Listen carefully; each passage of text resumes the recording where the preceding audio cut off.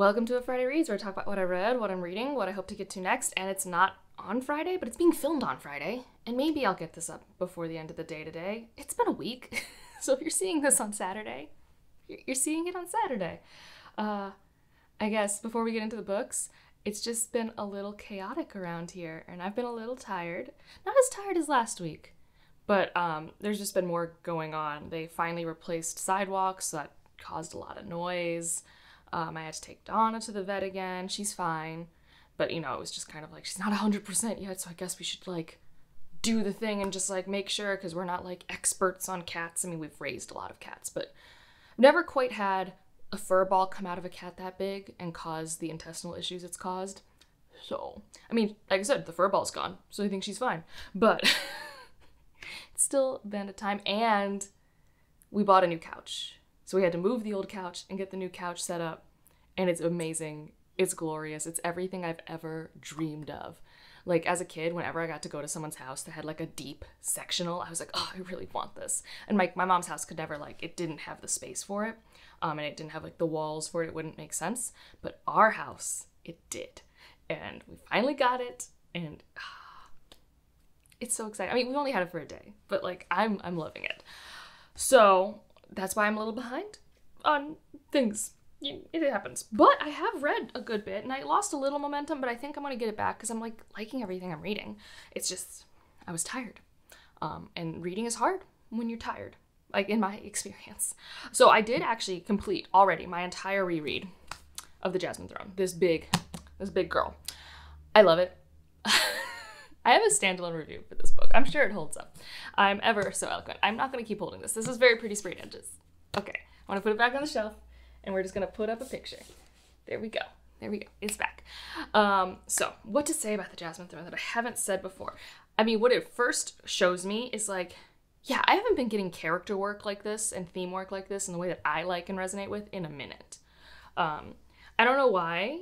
I don't know if it's just we're in a lull after pandemic and creative juices. I don't know if there's something weird happening in developmental editing. I don't know if I've just, because I've had this type of quality with debut authors too. C.L. Clarke, debut author.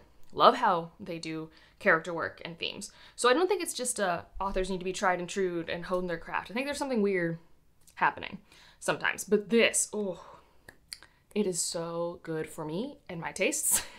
We have a weird world with mysterious magic that we don't understand, and it's creepy and powerful. Yeah, and it's plant-based. If you like environmental magic that's not quite right and has pros and cons, amazing. And then we have our, it's a broadly multi-point of view, but in this book, we have, 4 main point of views, and 3 of them are 3 female leads that we have throughout the series, and they are phenomenal. I love them. We have Priya, Malini, and Bhumika, and they all are really strong in very subtle and different ways, and I love that. I love that there's not one way to be strong. I think that's really good. I think a lot of times, we went through a time in the early aughts where there was only one way to be a strong female character in a fantasy world, and it's not that that wasn't a cool way.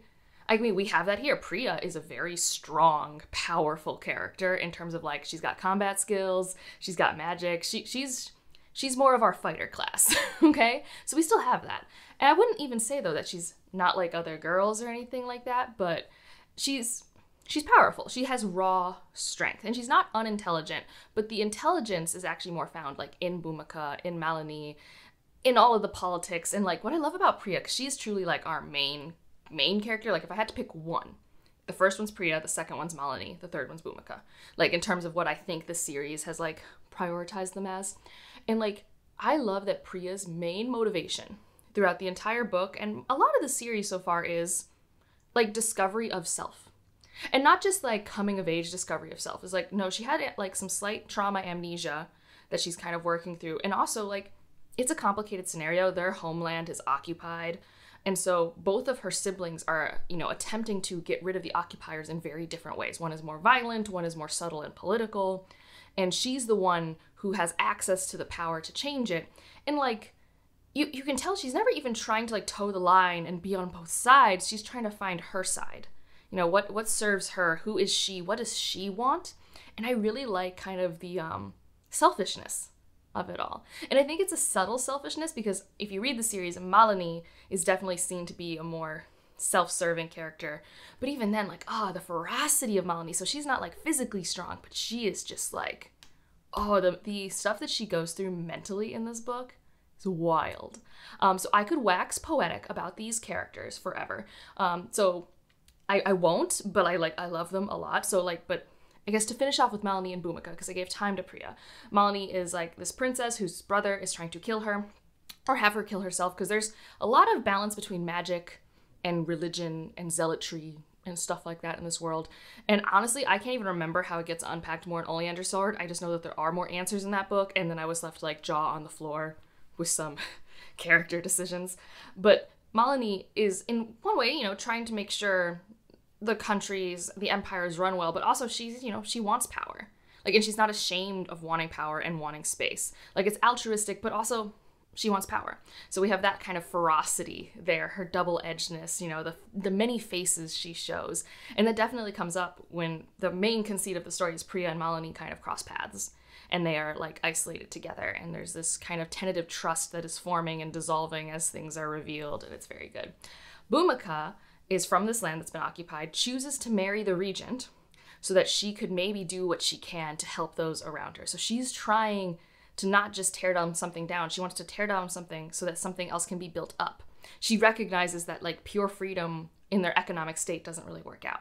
She is the more rational voice, but also I think it leads for one of the characters to think, you're too weak. You're not willing to fight for it. And then when she is forced to fight, and she's pregnant, and she's amazing. I love Bhumika.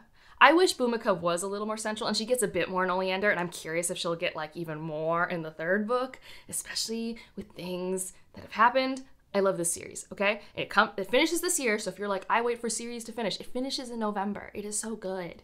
It is so good. And it's not young adult. Anyone who tries to tell me it's young adult, I'm just gonna say you're wrong. It just has a female person on the cover. That's it.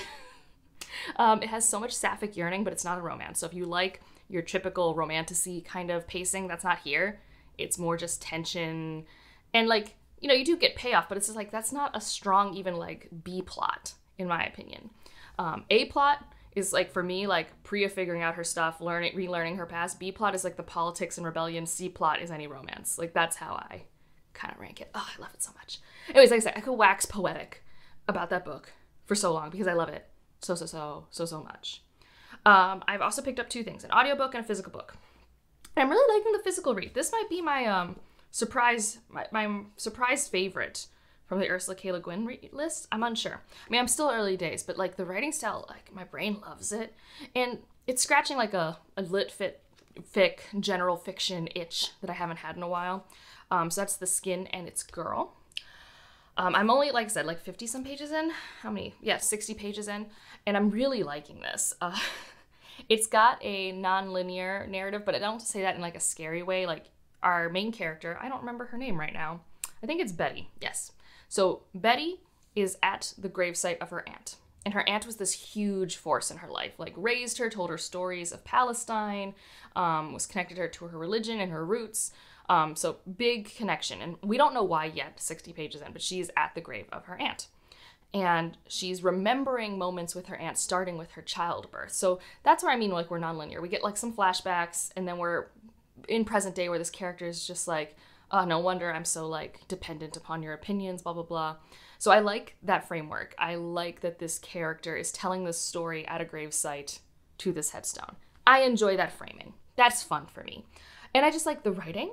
The fantastical element of this, and I don't know how much it's going to play into it. I've taken this more as, like, light magical realism type fantasy on a general fiction lit fic book, you know?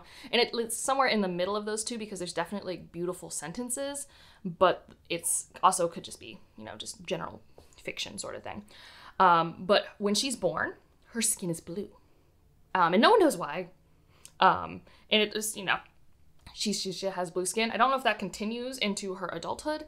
And right now the connection seems to be between this blue skin and this, like, indigo soap that her family was known for back in Palestine. One thing that I will say is I don't believe the author herself is Palestinian. So this isn't, like, an own voices, but I did read the acknowledgments. And she seemed to have put in, like, a lot of research and care. She traveled to the Gaza banks. She's talked to a lot of people. So like, obviously stories like this you would prefer own voices, but I do think there's a lot of appreciation in this and not necessarily appropriation. But if anyone has seen reviews or heard people talk differently, let me know and I will do more research. But that's what I initially found, and like, I just feel the love for this family. Like, I really love a family story, and the relationship between the aunt and her sister and the mom and the kid, it's so messy and real and grounded. Like, I feel like I'm in the apartment with them and stuff like that. So I'm really enjoying this. I just need to like be awake so I can read it. And then I needed an audiobook because I've been knitting. It's fall, so I knit again. It happens every year. Every year it starts to get cold and I'm like, ooh, I should finish that project I was working on. I'm making a cardigan for my friend, and it's cable, so it's fun. So I'm on the front left panel right now, and that's how I listened to like the Jasmine Throne. Like, I just powered through it because I was just like I was in the zone. And so my next one is Memory by Bejeweled, because, you know, I just couldn't wait. I couldn't wait. So I'm only like 5 chapters in, and Miles just always tests me.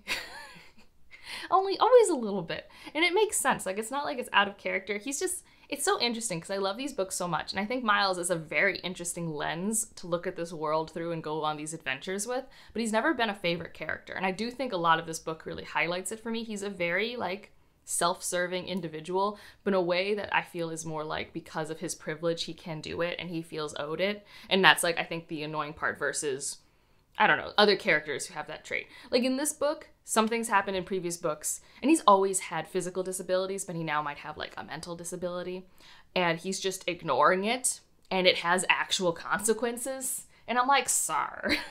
And he's like kind of knows, and he's kind of getting it together, but he's just like such a dummy, and it's just frustrating. And yeah, let's not even get started on his relationships. Boy. Boy. But again, I love the world. There's something happening with one of the characters who's always been like a side character that has me kind of excited.